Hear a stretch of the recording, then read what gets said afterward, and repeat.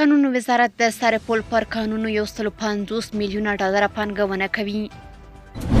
د ملګرو ملتونو امنیت شورا د افغانستان په اړه غونډه کوي.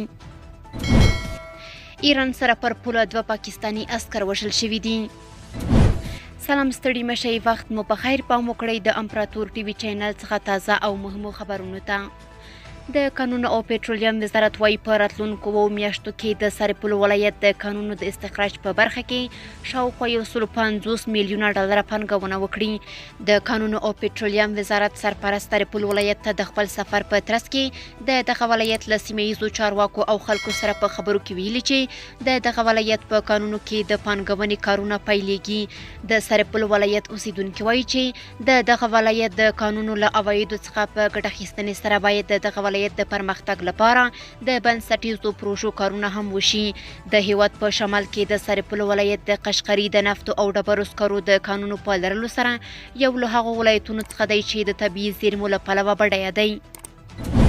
د ملګرو ملتونو امنیت شورا د روانې میلادي میاشتې په پای کې پر افغانستان غونډه کوي. په ملګرو ملتونو کې د متحده عرب اماراتو سفیر لانا نصیبه پرون په یوه کنفرانس کې وویل دغه غونډه به د جون پر 21 نیټه جوړه شي. متحده عرب امارات روانه میاشت کې د ملګرو ملتونو د امنیت شورا دوره‌یي مشري کوي. نصیبه وویل امارات به د امنیت شورا د غړي او دوره‌یي مشر په توګه هڅه وکړي چې د افغانستان په اړه د هیوادونو همغږي لا پیاوړې شي. د پاکستان پوځ وایي چې له ایران سره پر پوله یې د وسلوالو په برید کې 2 پاکستانی سرتیري وژل شوي دي.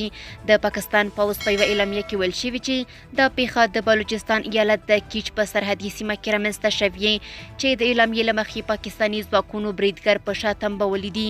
تر اوسه کومې ډلې د دغه برید پړه پر غاړه نه ده اخیستې، خو بلوڅ بیلتون غوښتونکو او د پاکستان د حکومت مخالفو څخه دریځو ډلو په تیر کې د دا ډول بریدونو مسؤلیت منلی دی.